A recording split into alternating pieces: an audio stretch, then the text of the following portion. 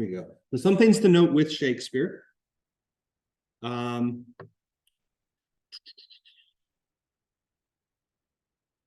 this is about a legend from Denmark.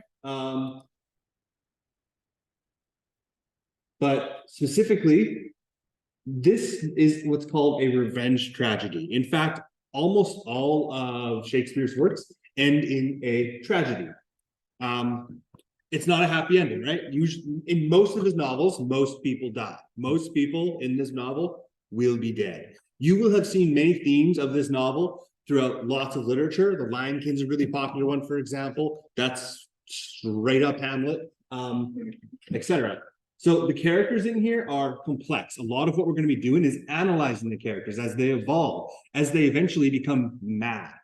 And I don't mean mad as in anger. I mean mad as in they're losing their marbles.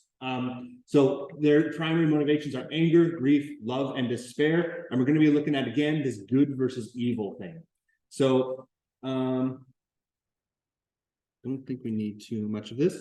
So again, so reverse tragedy. This is what it needs to be a reverse tragedy. Usually a hero is informed of something and that of a crime, and that needs to be revenge. Hey, this thing happened, go get revenge.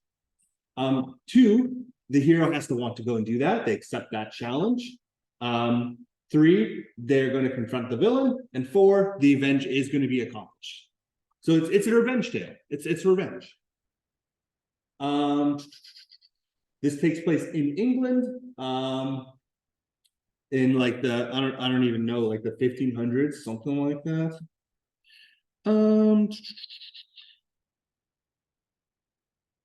So before we get going, before we jump straight into it here, just kind of like show of hands here. Is it important to have a good relationship with your parents? Yes or no?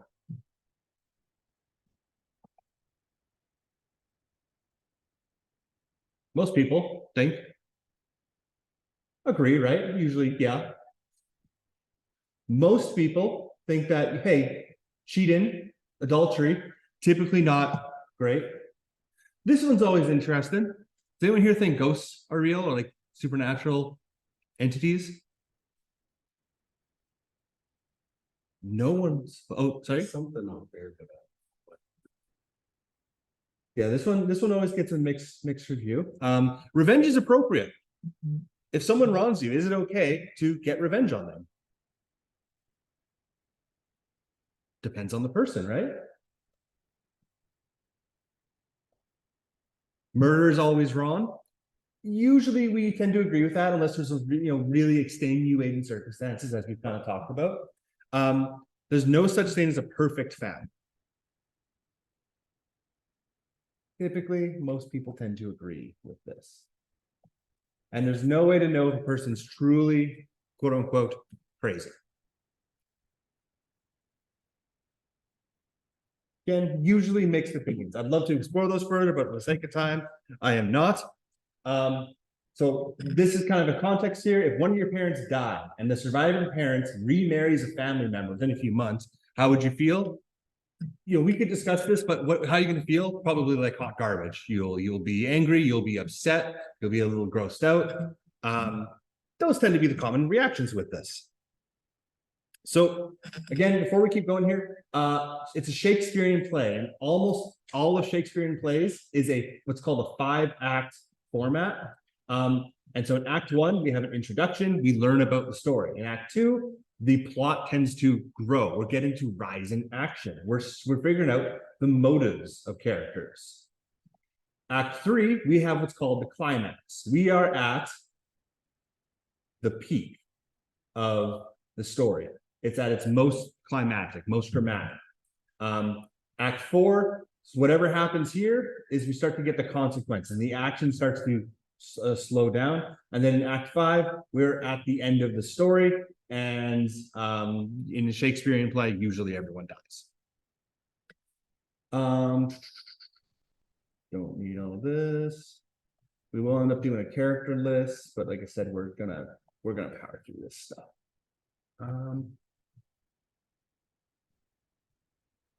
And then these are just some quotes and like what they actually mean. Those are usually pretty decent to go into, but like I said, we'll figure it out. Okay, so we're gonna start reading here.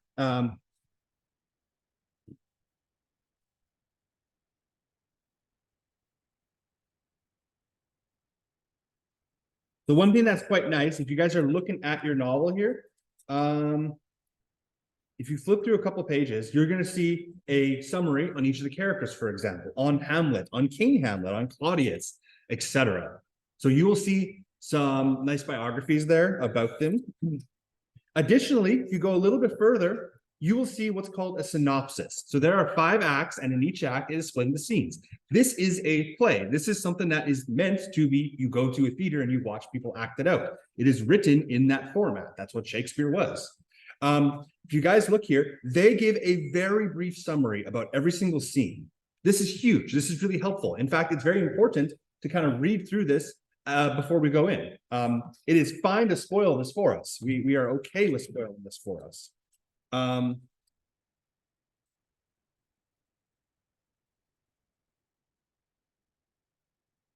We don't need that next part. Don't need the verse. Don't need that, yada. Okay, the actual novel doesn't take place for a fair amount in your novel. So I'll let you guys flip to that. I'll let you go to Act 1, Scene 1. It's technically on page 1. So we're going to be looking at the ghost of Hamlet's father, and we're going to be looking at the new king and as he addresses his court, who eventually marries Hamlet, the main character's now widowed mother. We'll drink some water, and we will get up and running here. The goal is we're going to do an act a day. In fact, perhaps even a little bit more. Okay. So Act 1, Scene 1. Enter Bernardo and Francisco, 2 sentinels. Who's Bernardo? Who's there? Nay, answer me. Stand and unfold yourself. I will not be speaking the names as we go through, just as an FYI. You guys can see that. Long live the king. Bernardo, you come most carefully upon your hour. 'Tis now struck 12. Go thee to bed, Francisco. For this relief, much think. 'Tis bitter cold, and I am sick at heart. I've had enough. Have you had quiet guard? Not a mouse stirring. Well, good night. If you do meet Horatio and Marcellus, the rivals of my watch, bid them haste. I think I hear them, and enter Horatio and Marcellus. Stand ho, who is there? Friends to the ground, to this country, and liegemen to the Dane. Give you good night. Oh, farewell, honest soldier, who hath relieved you? Bernardo hath my place. Give you good night. Hold on, Bernardo. Say what? Is Horatio there? A piece of him. Well, Horatio, welcome, good Marcellus. What, has this thing appeared again tonight? I have seen nothing. Horatio says, 'tis but our fantasy, and we will not let belief take hold of him. Touching his dreaded sight twice seen us. Therefore, I have entreated him all along with us to watch the minutes of this night, and that, if again this apparition come, he may approve our eyes and speak to it. Tush, tush, 'twill not appear. Sit down a while and let us once again assail your ears. They are so fortified against our story. What we have 2 nights seen. So what we've seen for the last 2 nights. Well, sit we down and let us hear Bernardo speak of this. Last night of all, when yon same star that was westward from the pole had made its course illuminate the path of heaven, where now it burns, Marcellus and myself, the bell then beat in 1. And then enter a ghost. Peace, break thee off. Look at where it comes again. In the same figure, like the king that's dead. Thou art a scholar. Speak to it, Horatio. Looks not like the king. Mark it, Horatio. Most like it harrows me with fear and wonder. It would be spoke to. And Marcello, question it, Horatio. What art thou usurped this time of night? Together with that fair and warlike form, in which the majesty of the buried Denmark did sometime march. By heaven, I speak thee charge. It is offended. See, it stalks away. Speak, speak, speak. I charge thee, speak. And the ghost exits. 'Tis gone and will not answer. What now, Horatio? You tremble and look pale. Is this not something more than a fantasy? What think you on it? Before my God, I might not disbelieve without the sensible and true avouch of my own eyes. I would not believe this if I had not seen it with my own eyes. Is it not like the king? As thou art to thyself, such was the very armor he had on, when he, the ambitious Norway, combated. So frowned he once, when in angry parley he smote the shledded pollux on the ice. It is strange. So we see the ghost. I've seen it with my own eyes, and it looks just like the king with his armor. Think thus twice before, and jump at this dead hour. With martial stalk hath he gone by our watch. In what particular thought to work, I know not, but in the gross and scope of my opinion, this bodes some strange eruption to our state. Marcellus, good now, sit down and tell me, he that knows, why this same strict and most observant watch so nightly toils the subject of the land, and why such daily cast of brazen cannon and foreign mart of implements of war, why such impress of shipwrights, whose sole task does not divide the Sunday from the week?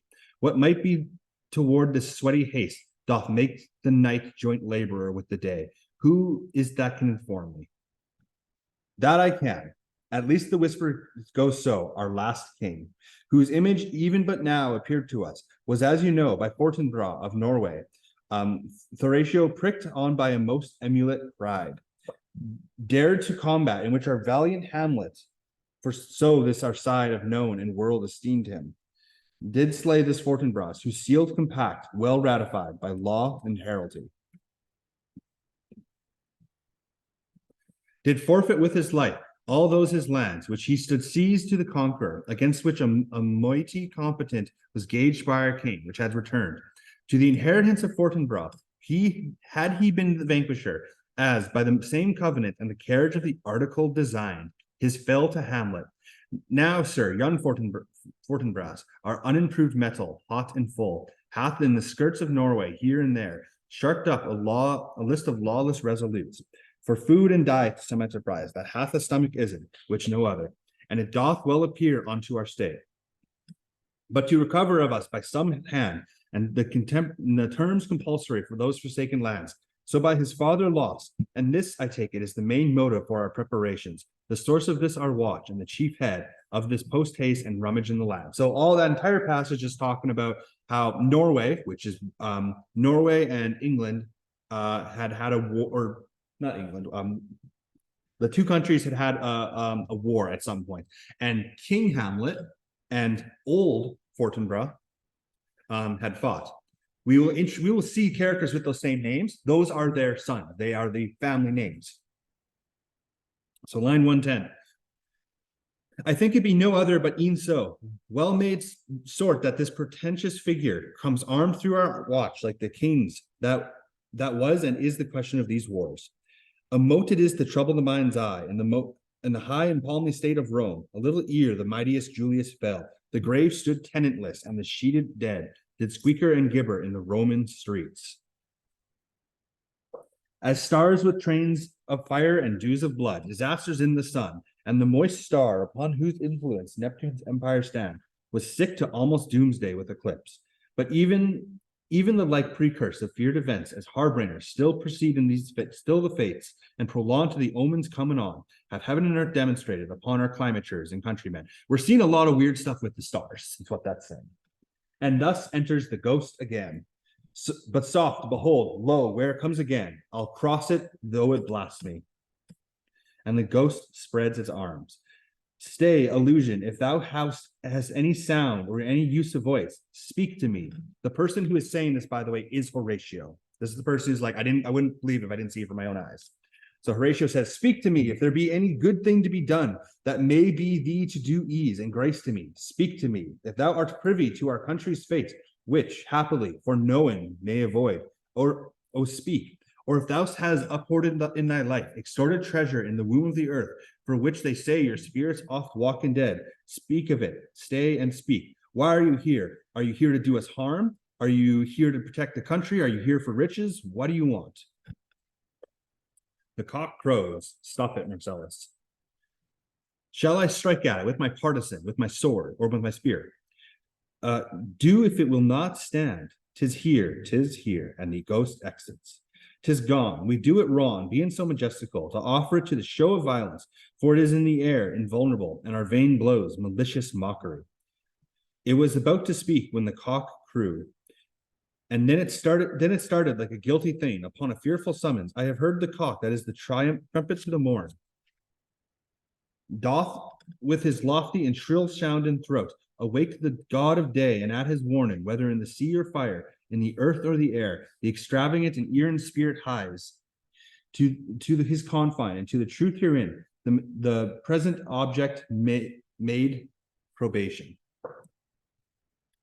It faded on the crowing of the cock. Some say that ever against the season comes, wherein our Savior's birth is celebrated. The bird of dawn and singeth all night long. And then they say, no spirit dare stir abroad. The nights are wholesome, then no planets strike, no fairy tales, not which hath power to charm, so hallowed and so gracious in this time. So have I heard and do it in part believe it, but look, the morn in russet mantle clad walks over the dew of yon high eastward hill. Break we our watch up, and by my advice, let us impart what we have seen tonight upon yon Hamlet. Let's tell yon Prince Hamlet what we have seen tonight. For upon my life, this spirit, dumb to us, mute to us, will not speak to us, will speak to him. Do you consent we shall acquaint him with it, as needed in our loves, fitting our duty? Let's do it. And I pray, I this morning know where we shall find him most inconvenient. And they exit. So that is the end of scene one. So in scene one, it's just all they've done is they've seen the ghost and we should probably tell Hamlet about that. That seems like it would be a really slow idea. And thus we enter on scene two. And so if you guys look on the top left, you will see a very short introduction to it. Read those. So King Claudius is going to address the Danish court, speaking of his recent marriage to his wife of their former deceased king. Ambassadors are sent to Norway, and Laertes asks permission to return to France. This is granted, but Prince Hamlet cannot be allowed to return to his university studies. Horatio tells Hamlet of the appearance of his father's ghost. So that's what's all going to happen in here. Again, the goal is not to learn Old English. The goal is to understand what the heck is going on. So scene two, enter Flourish, enter Claudius, the new king of Denmark, Gertrude, the queen, council, including Voltimand, Cornelius, Polonius, and his son Laertes. Hamlet dressed in black with the others.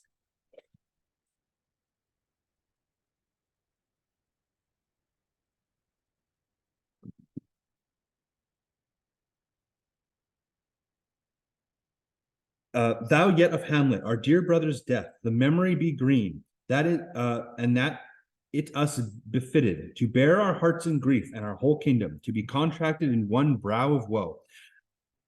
Yet so hath discretion fought with nature, that we, with wisest sorrow, think on him, together with the resemblance of ourselves. Therefore, our sisters, sometimes sister, now our queen, the imperialist jointress in this warlike state, have we, tweer with defeated joy, with an auspicious eye and a drop in eye, with mirth in funeral and dirge in marriage. In equal scale, weighing delight and dole. So again, we just had a funeral, but we also had a wedding. Do we, are we sad? Are we happy? Is it something in between? Taken to wife, nor have we herein borrowed your better wisdom, which have freely gone with this fair lawn. For all our thanks, now follow that you know young Fortinbras, holding a weak supposal of our worth, or thinking by our late dear brother's death, our state to be disjoint and out of frame, colleagued with this dream of his advantage. He hath not failed to pester us with message, importing the surrender of those lands. Lost by his father, with all bonds of law, to our most valiant brothers, so much for him. Now, for ourselves, and for this time of meeting, thus much the business is, we have here writ to Norway, the uncle of young Fortinbras, whose impotent and bedrid scarcely hears of his nephew's purpose, to suppress his further gate herein, and that the levies, the lists, and the full proportions are all made out of his subject. And we here dispatch you, young Cornelius, and you, Voltenman, for bearers of this greeting to old Norway, given to you no further personal power, to business with the king more than scope of these dilated articles allow. Farewell, and let your haste commend your duty. So basically, what ended up happening? The old king died. Hamlet's uncle, the king's brother, is now the new king, and he also married Hamlet's mother. Cornelius and Voltimand, in that and all things we will show our duty. And the king says, we doubt it nothing. Heartily farewell. And Voltimand and Cornelius exit. And now, Laertes, what's the news with you? You told us of some suit. What is it, Laertes? You cannot speak of reason to the Dane, and lose your voice. What wouldst thou beg, Laertes? That shall not be my offer, not thy asking. The head is not more native to the heart, the hand more instrumental to the mouth.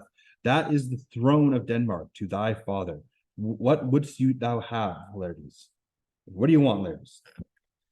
My dread lord, your leave and favor to return to France, from when thou willingly came, from whence thou willingly I came to Denmark to show my duty in your coronation. Yet now I must confess that duty done, my thoughts and wishes bend again towards France, and bow them to your gracious leave and pardon. So Laertes is from France, and he came to celebrate his coronation to become king. Having your father's leave, what say Polonius? He hath, my lord, run from me my slow leave by laborious petition, and at last, upon his will, I sealed my hard consent. I do beseech you give him leave to go. Polonius is Laertes' father. Take thou thy fair hour, Laertes, time be thine, and thy best graces spend it at thy will. But now, my cousin Hamlet and my son. Hamlet, a little more than kin and less than kind. How is it that the clouds still hang on you? How is it you're still sad? His father just died. Not so, my lord, but I am too much in the sun.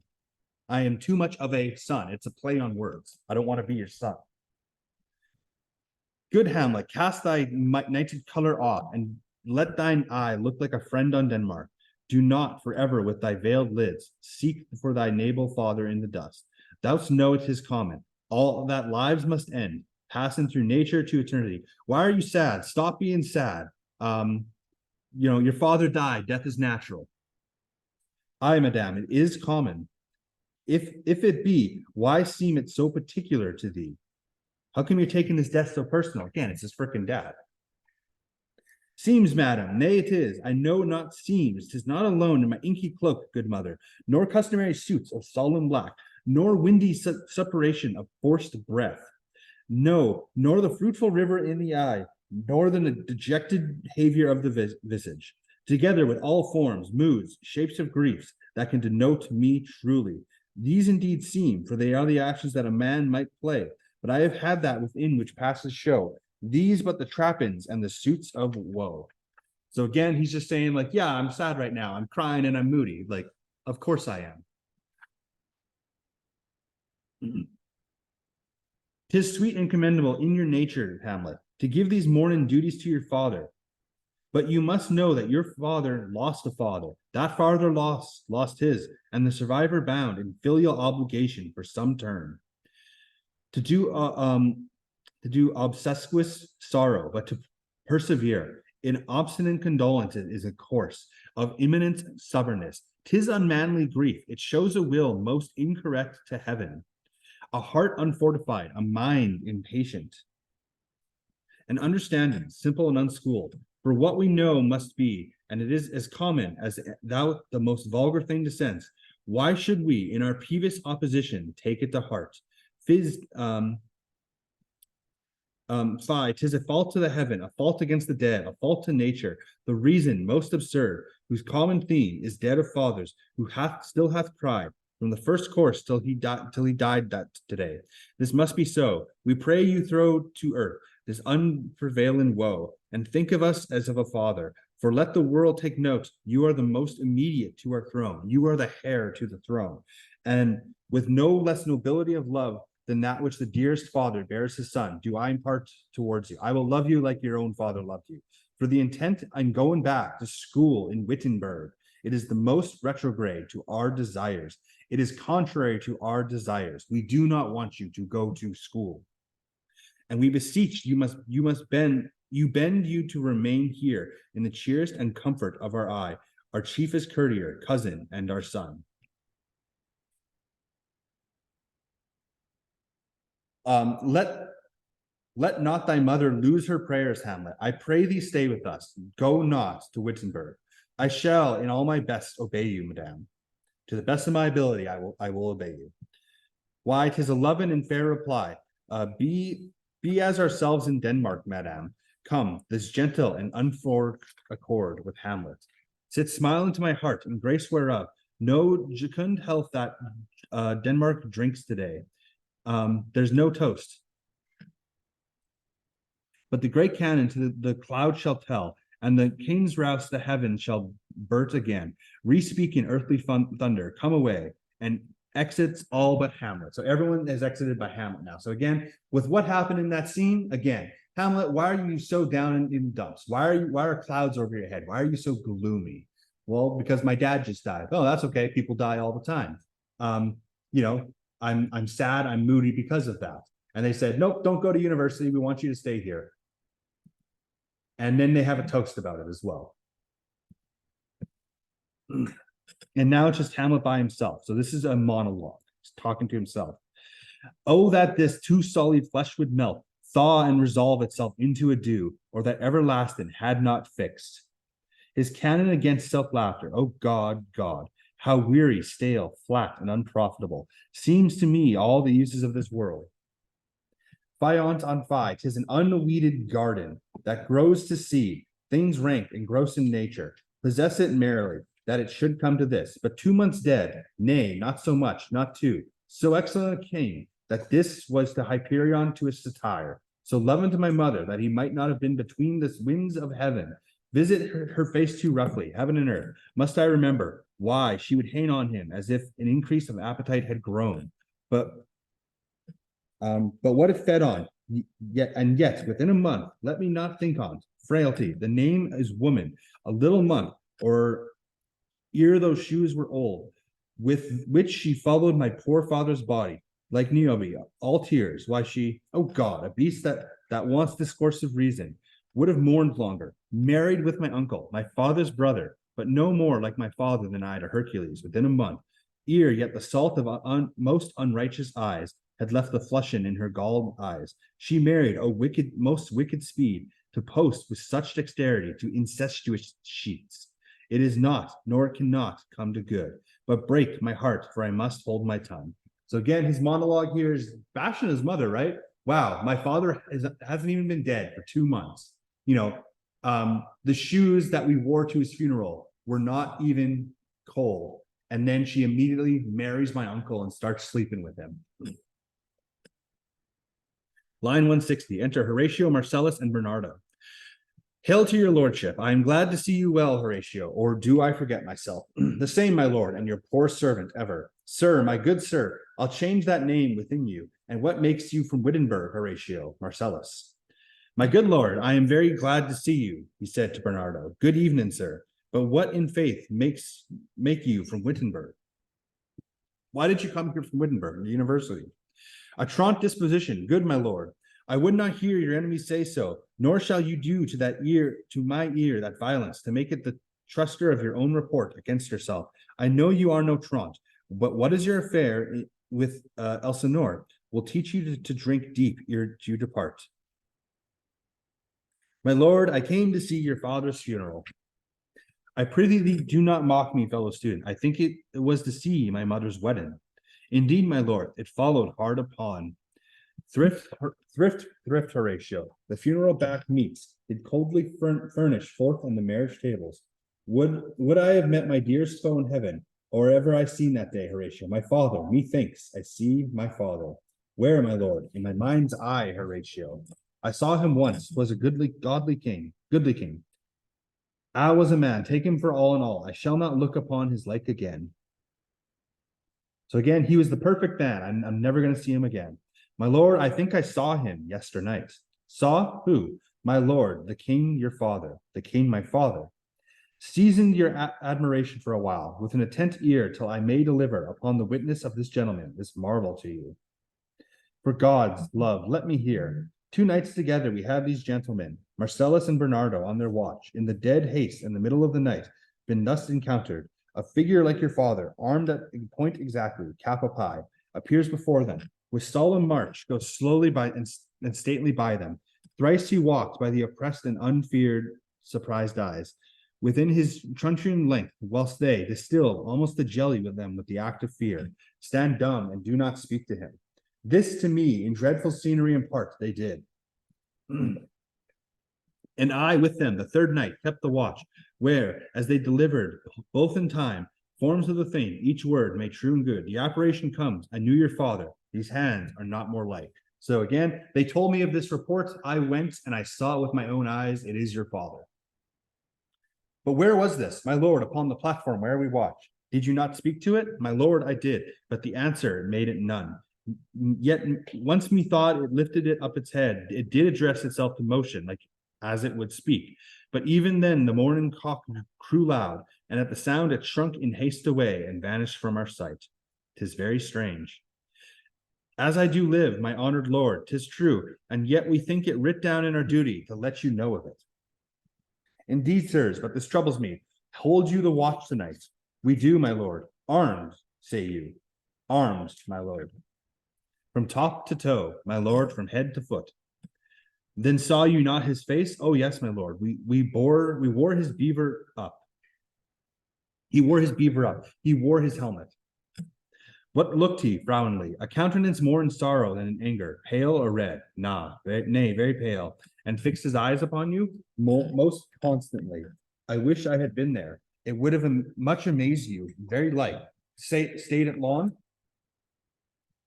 While one with moderate haste might tell 100, longer. Not when I saw it. His beard was grizzled. No, it was as if I had seen it in his life, a sable silver. I will watch tonight. Perchance we'll walk again. So I'll go come check out this ghost. I warrant it will.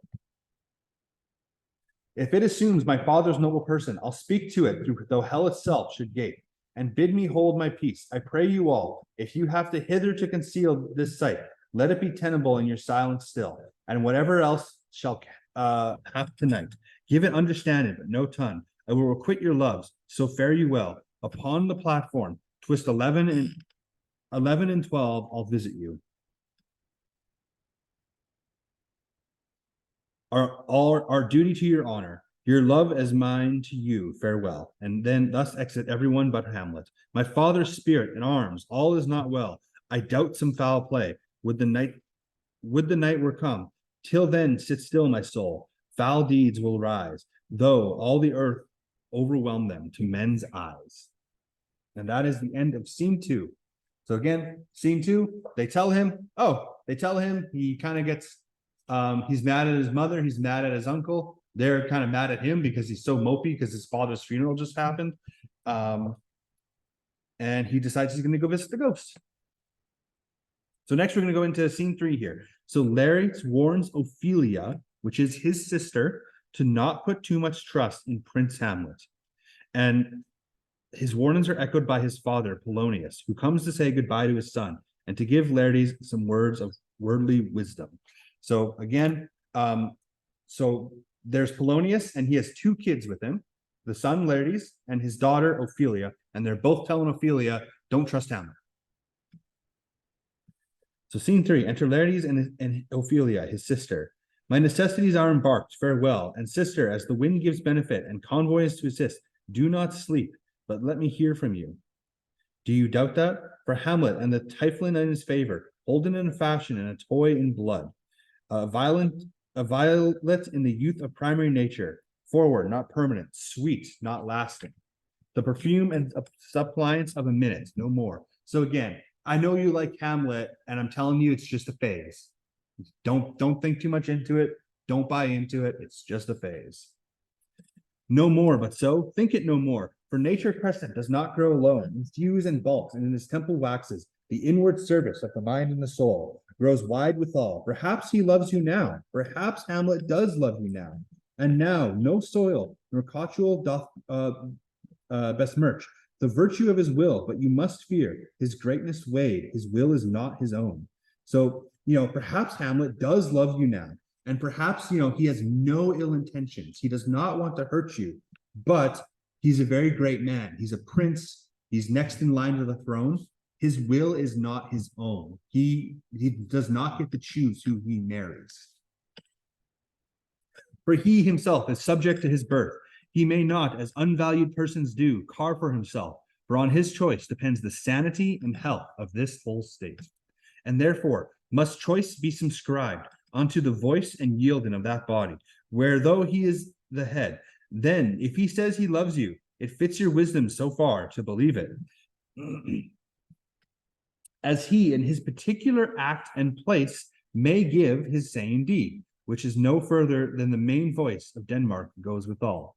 Then wait what loss your honor may sustain, if with too credent ear you list his songs, or you lose your heart, or your chaste treasure open to his unmastered importunity.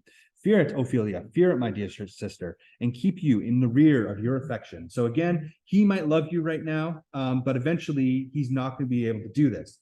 Don't sleep with him. Don't bother with him. You're only going to lose your virginity, which is, really important in these days. Or you're going to have your heart broken, and and everyone will know. And fear it, Ophelia, fear it, my dear sister, and keep you in the rear of your affection, out of shot and the danger of desire. The chariest maid is prodigal enough if she unmasks her beauty to the moon. Virtue itself escapes not calumnious strokes. The canker galls the infants of the spring too oft before their buttons be disclosed. And in the morn and liquid dew of the youth, contagious blasphements are the most imminent. Be wary then, best safety lie in fear. Youth to itself rebels, though none else near. And then Ophelia starts, I shall the effect of this lesson keep, as watchman to my heart. Be good, my brother, do not as some ungracious pastures do. Show me the steep and thorny way to heaven, whilst like a puffed and reckless libertine, himself the primrose path of dalliances tread, and recks not his own reed. So again, okay, yeah, no, that's fair enough. I'll listen to you guys. Oh, fear me not, I stay too long. And thus enters Polonius, their father. But here my father comes. Double blessing is a double grace. Occasion smiles upon a second leave. Polonius. So all of this is him giving advice to his son. Yet here, ladies, aboard for shame. The wind sits sails on the shoulder of your sail, and you are stayed for. Therefore, my blessing with thee, and these few precepts in thy memory. Look thou character, give thy thoughts no ton, nor any proportioned thought his act. Be thou familiar, but by no means vulgar. Those friends thou hast and their adoption tried, grapple them onto thy soul and hopes of steel, but do not dull thy palm with entertainment. Of each new hatched, unfledged courage, beware the entrance to a quarrel, but be an inn, bear'st thou the opposed may beware of thee. Give every man thy ear, but few thy voice. Take each man's censure, but reserve thy judgment. Costly thy habit as thy purse can buy, but expressed in fancy rich, not gaudy, by the apparel oft proclaims of man. And they in France, the best rank and station, are of most generous chief in that. Neither a borrower, no lender, for loans oft lose both itself and friends, and borrow indulge among the edges of husbandry. This above all, to thine own self be true. So that is one of the most popular quotes of Shakespeare. To thine own self be true. Be true to yourself, and it must follow as the night the day. Thou cannot be false to any man. Farewell, the blessed season this in be. So the advice he's kind of giving his son here, give thy thoughts no ton. Don't say stuff you're going to regret. Don't act impulsively. Hold your friends true. Don't dye thy palm with entertainment. Don't spend too much time having fun versus what you're meant to do. Give every man thy ear, but few thy voice. Listen to what people tell you, but be hesitant when you're given your own judgment there. Don't spend more than what you have. Don't loan money. Don't borrow money. And don't go sleeping around. So line 82, most humbly do I take my leave, my lord. Time invests you, your servants 10. Farewell, Ophelia, and remember well what I have said to you. 'Tis in my memory locked, and you yourself shall keep the key of it. Farewell, and thus exits Laertes. Polonius, what is it, Ophelia? What hath he said to you? So please you, something touching the Lord Hamlet. Mary, well bethought, 'tis told me hath very oft of late. Given private time to you and yourself, have you of your audience been the most free and bounteous? If it be so, so 'tis put on me. And yet in that way, I must tell you, you do not understand yourself so clearly, and it behoves my daughter and your honor. What is between you two? Give me the truth. He hath, my lord, of late made many tenders of his affection to me. Hamlet has made many offers of his affection to me. Affection, who you speak like a green girl, unsitted in such perilous circumstances.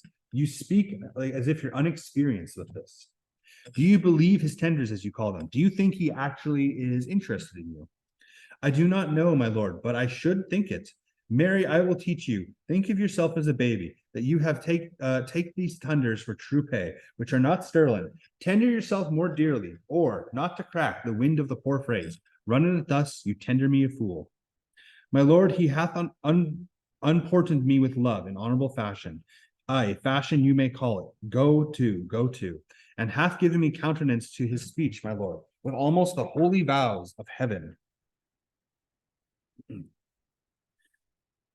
Aye, strangers to these woodcocks, I do know. When the blood burns, how prodigal the soul lends the tongue vows. So again, when you're this passionate, you'll say things you don't mean. He's blazed his daughter, given more light than heat. He's promising more than what can actually happen. Extinct in both. Even in the promise, as it is a making, you must not take the fire. From this time, be something scanter in your maiden presence. Set your entreatments at a higher rate than a command to parley. You deserve more than just being a late night hookup. For Lord Hamlet believes so much in him that he is young, and with a larger tether he walk than may be given you.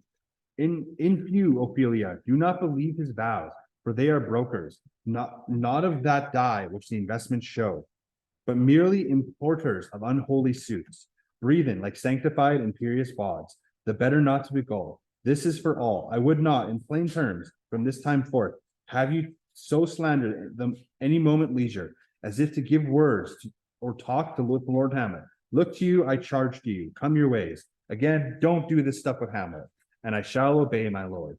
And thus they both exit. So scene 3 is all about them giving Polonius giving advice to both his children, and then Laertes giving advice to his sister. And it really just boils down to don't sleep around with Hamlet. So we'll do scene 4 now.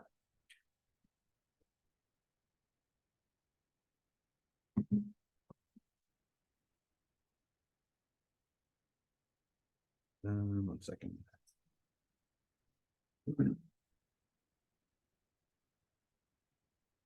I'm on the wrong page. So Act 1, Scene 4. So Hamlet and Horatio will join Marcellus on the midnight watch, whilst the king and courtiers enjoy a drunken revel with the castle. The ghost walks again, and Hamlet, recognizing the likeness of his father, obeys the beckoning command. So Scene 4. Enter Hamlet, Horatio, and Marcellus. The air bites shrewdly. It is very cold. It is a nipping and an eager air. What hour now? I think it lacks of 12. It's just about to be midnight. No, it is struck. Indeed, I heard it not. It then draws near the season wherein the spirit held his wont to walk. And a flourish of trumpets and 2 pieces of ordnance go off. What does that mean, my lord? The king doth wake tonight and take his rouse, keeps wassail, and the swaggering uprising reels. He's party. The king is party. And as he drains his draughts of Rhenish down, as he gets drunk, the kettle drum and the trumpet doth bray out the triumph of his pledge. So again, it's a party to celebrate his coronation. Is it a custom? Aye, marriage it is, but to my mind, though I am native here, and to the manner born, it is a custom. So he's very unhappy. More honored in the breach than the observance. This heavy-handed revel east and west makes us traduced and taxed of other nations. Again, so they're having like basically, he's saying this drunken orgy is really giving our country a bad reputation. The Ecleptus drunkards, and with this Swinish phase, soil our edition, and indeed it takes from our achievements, though performed at height, the pith and marrow of our attribute. So oft it chances in particular men that for some vicious mole of nature in them, as in their birth, wherein they are not guilty, since nature cannot choose its origin, but by their overgrowth of some complexion, oft breaking down the pales and forts of reason, or by some habit that's too much olivens, this form of plausive manners that these men carry in, I say, the stamp of one defect be in nature's library on the fortune star, his virtues else, be they as pure as grace, as infinite as man may undergo, shall, in the general censure, take corruption from that particular fault. The dram of evil doth all of the noble substance often doubt to his own scandal. So he's talking about how unhappy he is, again, that his mother has married his uncle and how everyone's celebrating, right? The entire kingdom is celebrating, but, Hamlet is, well, you're celebrating because my dad died. And then, he took over the kingship.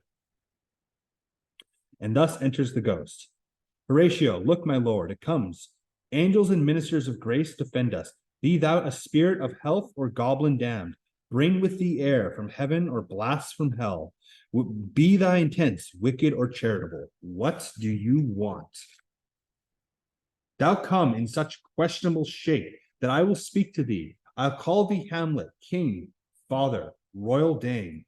Oh, answer me. Let me not burst in ignorance, but tell me why canonized bones, why properly buried and honored bones, hearsed in death, have burst their cerements, why the sepulchre, wherein we saw thy quietly endured, hath oft his ponderous and marble jaws to cast thee up again. Why are you here? We buried you properly. What may this mean? Thou, dead corpse, again in complete steel, revisits thus the glimpse of the moon, making night hideous, and we fools of nature, so horridly to shake our disposition with thoughts beyond the reaches of our souls. Say, why is this? Wherefore? What should we do? And the ghost beckons. The ghost calls. It beckons to you to go away with it, as if some impertinent did desire to you alone. It wants to tell you something. Look at what the courteous action it waves to you to a more removed ground, but do not go with it. No, by no means. It will not speak, then I will follow it. Do not, my lord. So again, it's dangerous, but I'm going to go anyways. And this is where we're going to really get a good understanding of Hamlet. Why? What should be the fear? I do not set my life at a pin's fee. My life isn't worth anything. So Hamlet is suicidal. He does not value his own life anymore. And for my soul, what can it do to that? Being a thing immortal as itself, it waves me forth again. I'll follow it. I don't care about the danger. I don't care about my life. I'll go with it. What if it tempt you toward the flood, my lord, or to the dreadful summit of the cliff that beetles over the base into the sea, and there assume some other horrible form, which might deprive your sovereignty of reason and draw you into madness? Think of it. Maybe this ghost is trying to kill you. The very place puts toys of desperation without more motive into every brain that looks so many fathoms to the sea, and here it roars beneath. It waves me still. Go on, I'll follow thee. You shall not go, my lord. Hamlet, hold off your hands. Be ruled, you shall not go. My fate cries out and makes each petty trier in this body, as hardly the means lines nerves. Still am I uncalled. Unhand me, gentlemen. By heaven, I'll make a ghost of him that lets me. I say, go away, go on, I'll follow thee. And thus exits Ghost and the Hamlet. He waxes desperate with imagination. Let's follow. 'Tis not fit thus to obey him.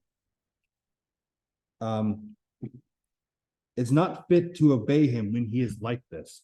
Have after, to what issue will this come? Something is rotten in the state of Denmark. Heaven will direct it. Nay, let's follow him. Again, why does a ghost come out of nowhere, right? That means something weird's going on. And thus we are now on Act 5. So this is the act where Hamlet is alone with the ghost, and the ghost tells its story of adultery, of cheating, and murder, and it demands revenge. So enter Ghost into Hamlet. Whither wilt thou lead me? Speak, I'll go no further. Mark me, I will. My hour is almost come, when I, to sulphurous and tormenting flames, must render up myself. Alas, poor ghost, pity me not, but lend thy serious hearing to what I shall unfold. So I don't have time. Listen. Speak, I am bound to hear. So art thou to revenge when thou shalt hear. What? I am thy father's spirit, doomed for a certain term to walk the night, and for the day confined to fast and fires, till the foul crimes done in my days of nature are burnt and purged away. I am doomed to sit in hell until my crimes are purged, until you take revenge for me. But I am forbid to tell the secrets of my prison house. I could a tale unfold whose lightest words would harrow up thy soul, freeze thy young blood, make two eyes look like stars start from their sphere, thy knotted and combined locks apart, and each particular hair to stand on end, like quills from a treacherous porpentine. To this eternal blazon must not be, to ears and flesh and blood. List, list, oh list, if thou ever did love, if thou ever thy dear father loved. So again, I'm in such an unspeakable hell. Words cannot describe how unspeakable this place is. I can't even tell you because you couldn't comprehend it. And I will be in this hell until you take revenge. If you've ever loved me, you'll do as I say. Oh God, revenge is foul and most unnatural murder. Murder most foul, as in the best it is, but this most foul, strange and unnatural. Haste me to know that I, with wings as swift as meditation or thoughts of love, may sweep to my revenge. What do you need? Who murdered you? I'll get revenge. I find thee apt, and duller thou should be than the fat weed that roots itself on the lethwart. Wouldn't now thou not stir in this? Now, Hamlet, here. 'Tis given out that stat, sleeping in my orchard, a serpent stunned me, so the whole year of Denmark is by a forged process of my death. Rankly abused so, but I know, though noble youth, the serpent did sting thy father's life, now wears his crown. So again, he was poisoned, and the person who poisoned me now wears my crown. I was poisoned by your uncle. Oh, my prophetic soul, my uncle. Aye, that incestuous, that adulterate beast, whose wit with witchcraft of his own wit, with traitorous gifts, a wicked wit, and gifts that have the power so to seduce one to his shameful lust, the will of my seeming virtuous queen. Oh, Hamlet, what a fallen off there was for me, whose love was that of dignity, that it went hand in hand, even with the vow I made to her in marriage, and to decline upon a wretch whose natural gifts were poor to those of mine. You know, I thought your mother was virtuous. I was a good husband to her, and look at how she repays me when I die. But virtue, as it never will be moved, though lewdness court in the shape of heaven, so lust, though to a radiant angel linked, will sate itself in a celestial bed and prey on garbage. But soft methinks I scent the morning air, brief and let me, sleeping within my orchard, my custom always of the afternoon, upon the secure hour thy uncle stole, with juice of curse, Hebanon in a vial, and in porches of my ears did pour the leprous distilment, whose effects hold such an enmity with the blood of man, that swift as quicksilver it courses through the natural gates and alleys of my body. So he poured poison in my ears, a very strong poison in my ears, and with a sudden vigor it doth possess, like a curd, like eager droppings in milk, the thin and wholesome blood. So did it mine, and a most instant letter barked about, most lazar-like with vile and loathsome crust, all my smooth body. Thus was I sleeping by a brother's hand, of life, of crown, of queen, at once dispatched, cut off even in the blossoms of my death. He stole my crown, he stole my life, and he stole my queen. No reckoning made, but sent to my account with all imperfections of my head. Oh, horrible, horrible, most horrible. If thou hast nature in thee, bear it not. Let not the royal bed of Denmark be a couch for luxury and damned incest. But however more so, those pursuest this axe, taint not thy mind, nor let thy soul contrive against your mother's aught. Leave her to heaven. Do not harm your mother. Do not harm your mother.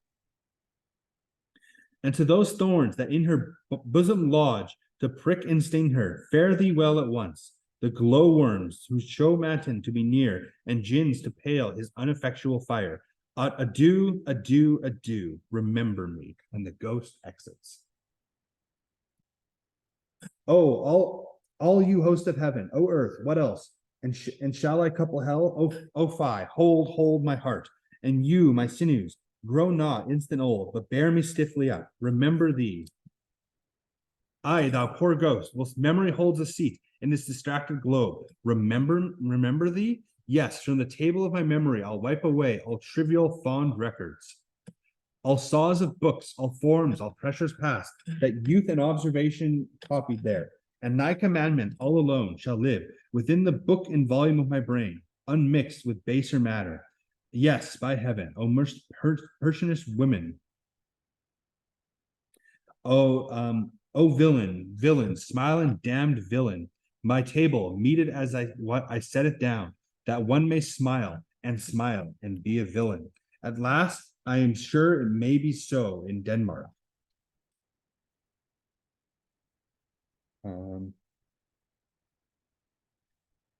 So, uncle, there you are. Now to my word. It is adieu, remember me. I have sworn.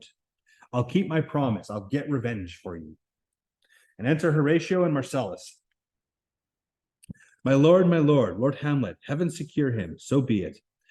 Hillo ho ho, my lord, hillo ho ho, boy, come, bird, come. How is it, my noble lord? What news, my lord? Oh, wonderful. Good, my lord, tell it. No, you will reveal it. I can't trust you. I can't tell you. Not I, my lord. How say you then? What would heart of this man once think? But you'll be secret. Horatio and Marcellus, aye, by heaven. There's never a villain dwelling in all Denmark, but he's arrant knave. There needs no ghost, my lord, come from the grave and to tell us. Why, right you are in the right, and so without more circumstance at all, I hold it fit that we shake hands and part. Do not get involved in this. You, as your business and desire shall point you, for every man hath business and desire. Such as it is, and for my own poor part, I will go pray. These are wild and whirling words, my lord. I am sorry they offend you, heartily. Yes, faith, heartily. There's no offenses, my lord. Yes, by St. Patrick, there is Horatio, and much offense too. Touching this vision here, it is an honest ghost. It tells the truth. It is the king. Then let me tell you, for your desire to know what is between us, or master it as you may. And now, good friends, as you are friends, scholars, and soldiers, give me one poor request. What is it, my lord? We will. Never make known what you have seen tonight. Keep this secret. Tell no one. My lord, we will not. Nay, we swear it. In faith, my lord, not I. Upon my sword, we have sworn, my lord, already. Indeed, upon my sword, indeed. And they cry under the stage. The ghost says, swear. Aha, boy, say thou so. Art thou there, true penny? Come on, you hear this fellow in the cellarage. Consent to swear. Propose the oath, my lord. And he's going to make 3 promises of them. Promise 1, never to speak of this that you have may seen. Swear by my sword. Swear. And they swear. So you will not speak of this to anyone. Promise 2, then we'll shift our ground. Come hither, gentlemen, and lay your hands upon my sword. Swear by my sword, never to speak of this, of what you have heard. The second one is, again, you do not tell anyone. Swear by his sword, and they swear. Well said, old mole. Canst work it the earth so fast? A worthy pioneer, once more removed, good friends.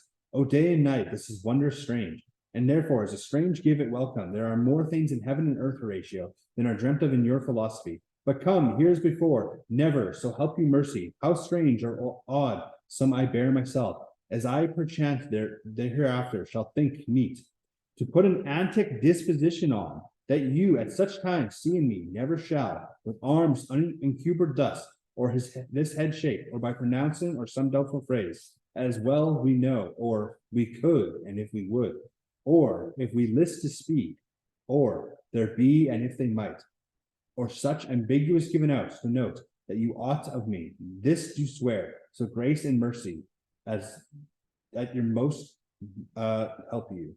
Basically, all that is saying is if I am acting crazy, I'm not crazy. Trust me. If it looks like I'm doing some insane stuff, Trust me. Swear, and they swear. Rest, rest, protruded spirit.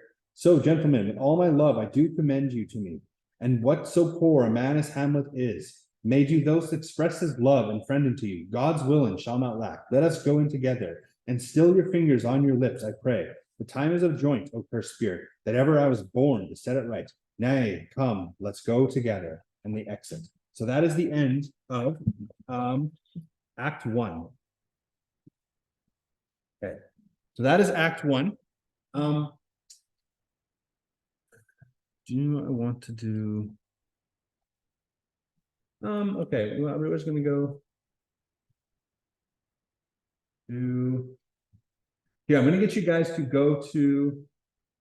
In your booklet, I've listed them all as acts here.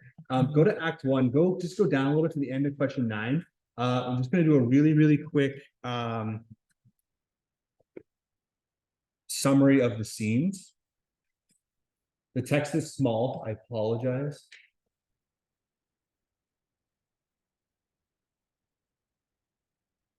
So we're just going to do a really quick summary as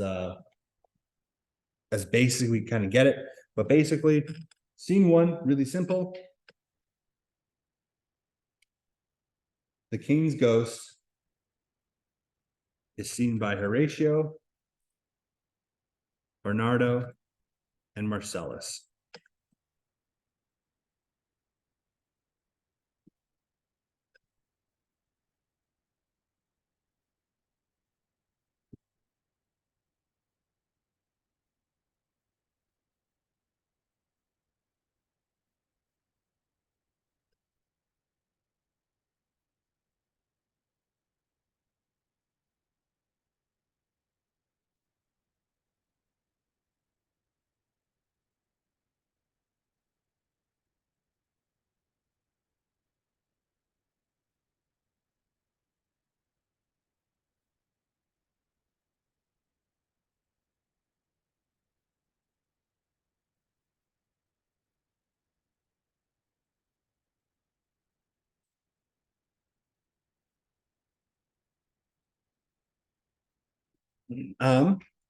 Scene 2, we have King Claudius, Hamlet's uncle, the brother of the dead king, marries Gertrude, which is Hamlet's mother and the queen.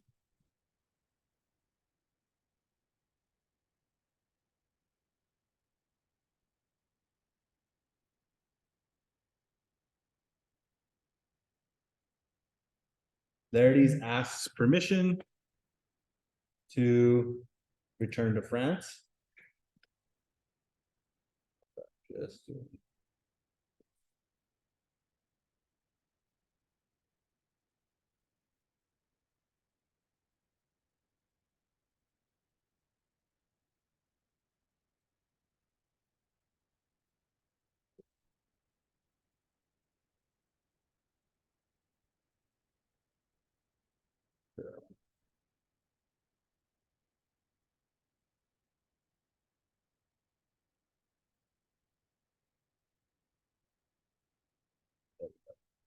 Sorry, I'm just getting this. Okay,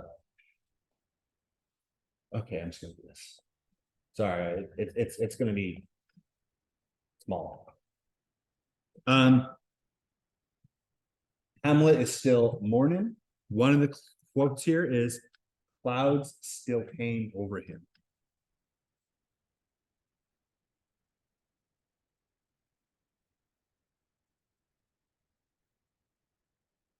So Hamlet's still mourning. He's still upset. And Claudius, the new king, forbids Hamlet to go back to university.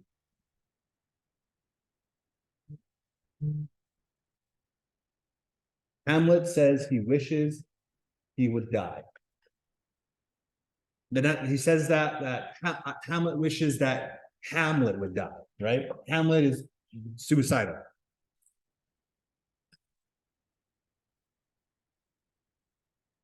Why is Hamlet sad? Hamlet is upset at his father's death and his mom's fast remarriage.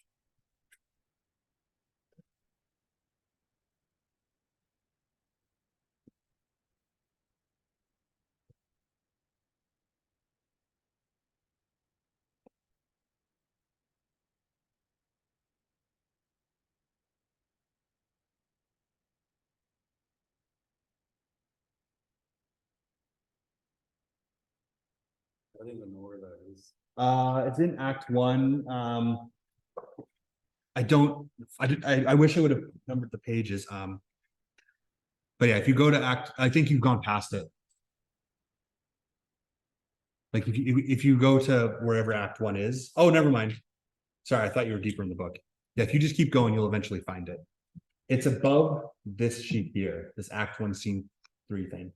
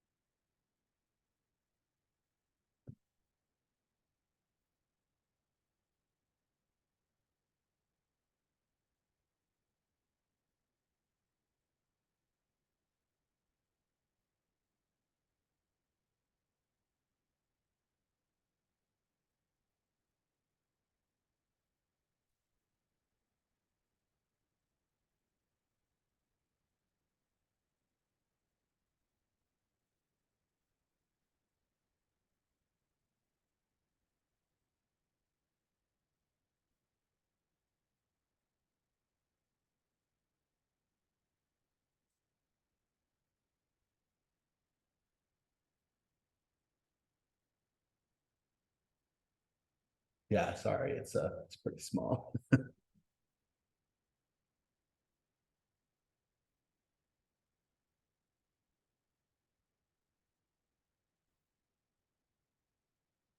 So we have Scene 3. Laertes and his father Polonius tell Ophelia. Father. Laertes and his father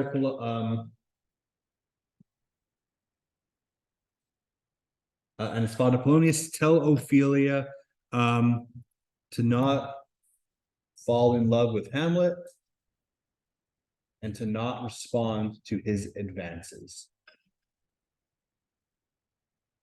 Right? Even if he's genuinely in love with you right now, we promise you it's not going to work out.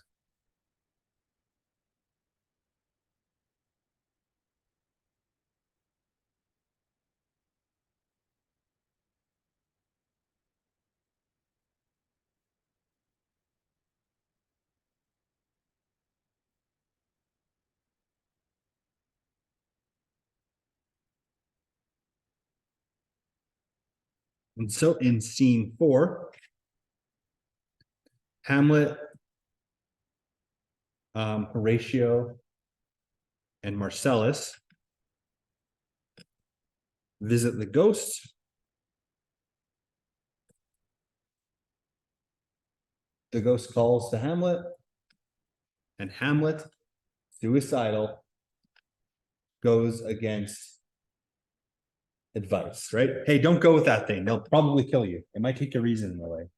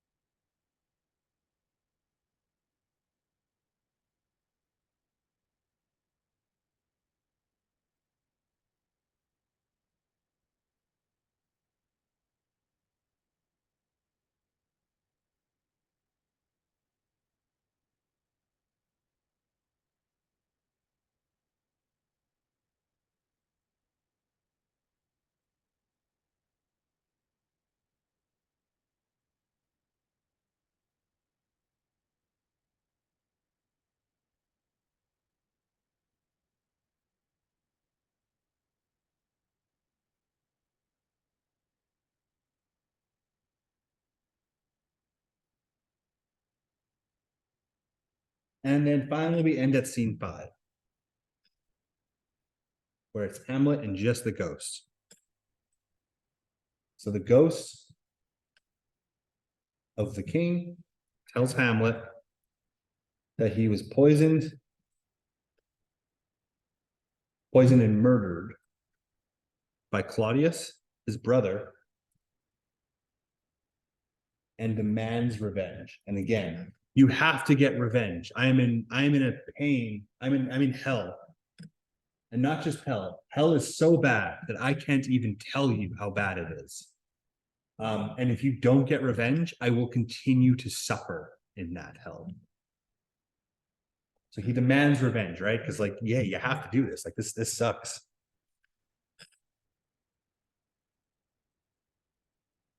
So the ghost says not to hurt the queen.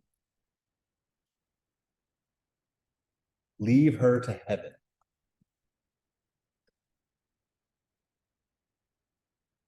And so I'm gonna start sourcing some quotes. So Act 1, Scene 5, S5, line 86.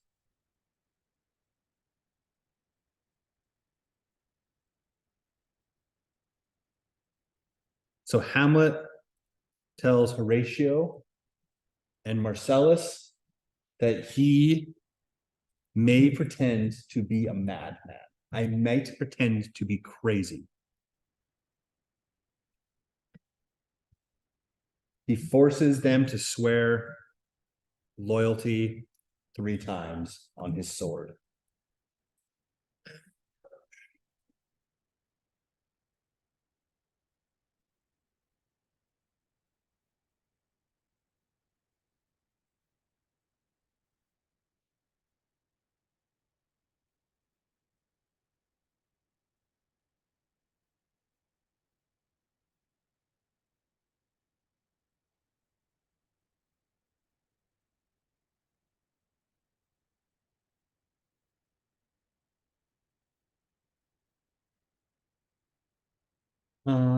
Once you guys have that, we can head for our break here. We'll get partway through Act 2 today. There's some stuff I want to continue going over Act 1 later, but once you have that, it's a good time for a break. For the sake of time, I'm just going to kind of go through some of this stuff here. In particular, the quotes are quite helpful. So what I've kind of done here is I've made a little chart and I've just kind of input some important quotes in there. Normally what we do is, like, we find the speaker, we find where it was, we figure out, like, what's the context, what's the translation. You know, we're gonna turn to proper English. For the sake of time, I'm just gonna spit it out. So our first quote here of this speak to me, if any good thing be done, so on and so forth, is spoken by Horatio, and this was in Act 1, Scene 1, line 131. You've noticed I kind of put it like that. I acronym it. So this entire thing is Horatio. Ooh. So he is trying to get the ghost to speak to him. Line 131. Line 131. So he's trying to get the ghost to speak to him, and he wants to learn how to put the ghost to rest. And again, you know, is there a good deed I can do that will allow you to rest in peace? Do you have a secret or a warning you need to tell about the country's fate? Is there some treasure you want to tell about? Why are you here?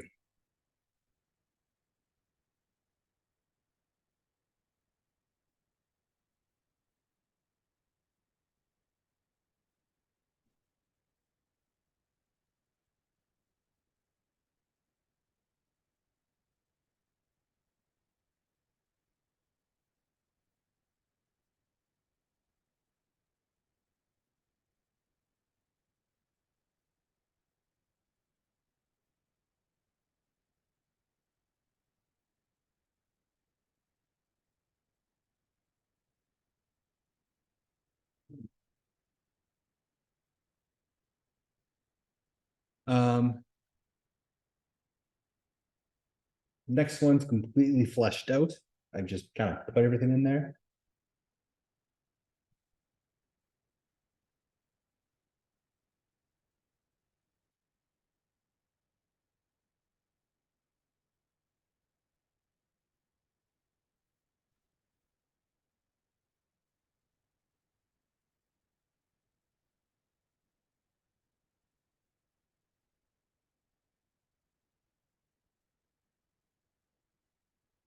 Okay. Two more? Two more. So Laertes. So this is Laertes when he is just before he's about to leave, he talks about his sister, about Hamlet. Basically, Laertes, I always spell his name wrong. Laertes is telling his sister that Hamlet doesn't get to marry whoever he wants out of blood. Right? He's going to be the future king. You don't get to pick who you love. You don't get to pick who you marry. His marriage is a political tool. If he were to wed her, there would be disapproval in the court. So, okay, even if he's with you, he chooses with you, it's going to cause problems. And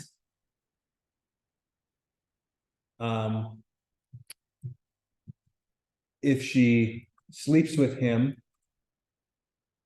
and he doesn't choose her, she is dishonored. So no matter what, it's going to be a lose-lose situation. So just don't get involved.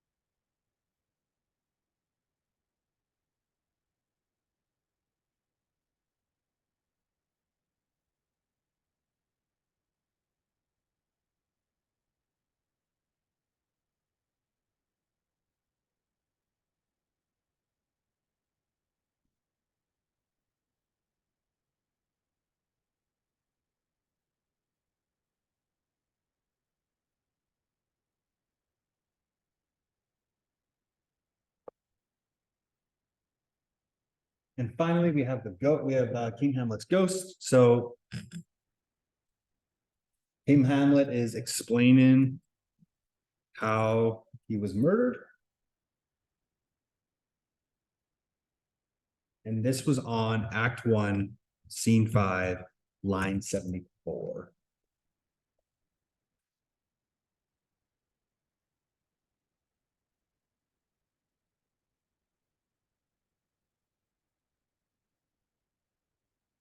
So, so in this case, the ghost explains how his brother, Claudius,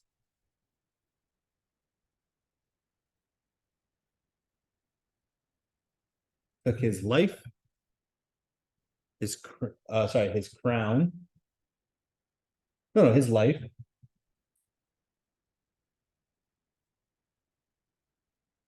his crown, and his queen. Killed when he was asleep.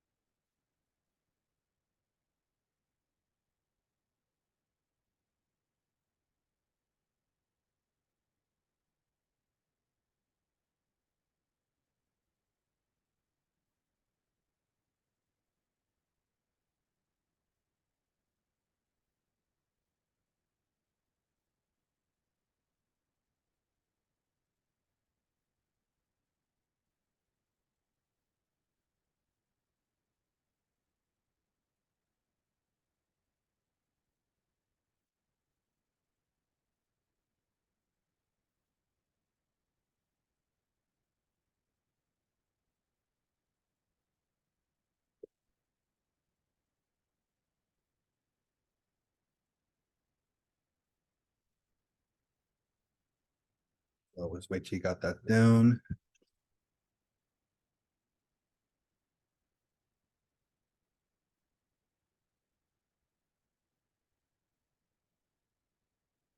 Now, there are a bunch of questions. For the sake of time, I'm going to skip all but one. So I'll just direct you to question 5 below. I'll wait till you finish writing.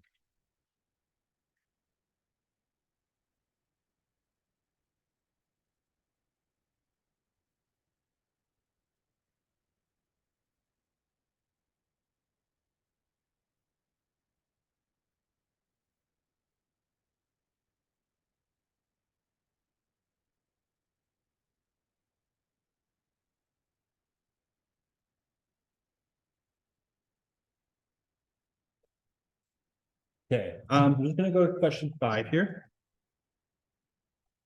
Because down below.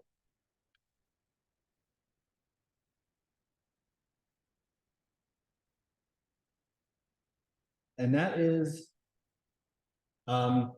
We have. So we have the Polonius's family, and we have the Hamlet family, and there's a lot of parallels. There's similarities between the two of them. There will be a lot here. I apologize. I meant to give you guys more space. So Ophelia and Hamlet are both controlled by their parents.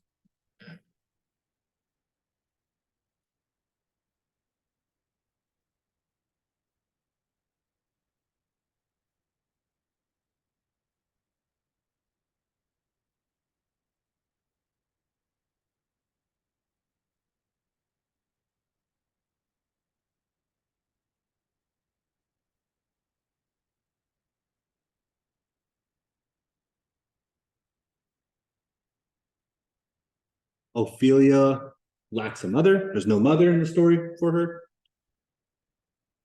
And Hamlet, obviously, lacks a father right now.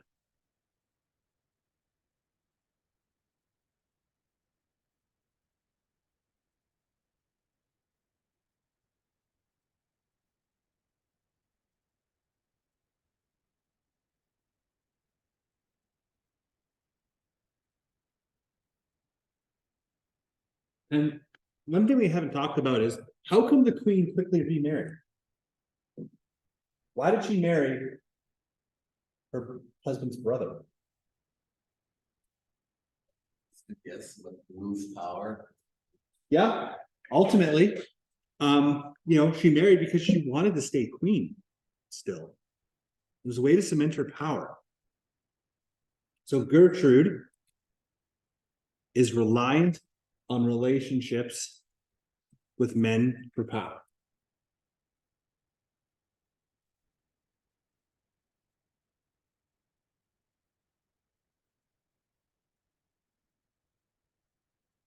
Ophelia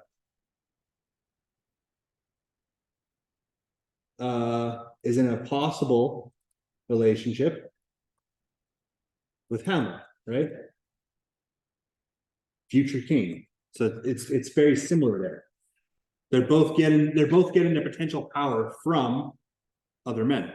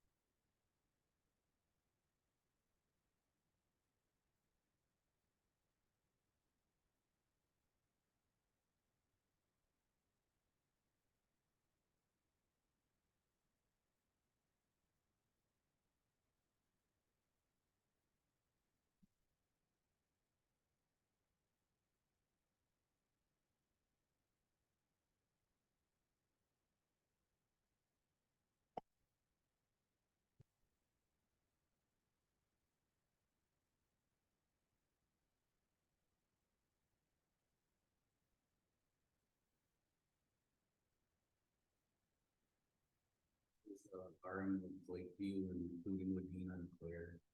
Oh, sorry. Conditions will be very favorable for the development of funnel clouds today. Oh, lovely. Medina and Claire. Oh.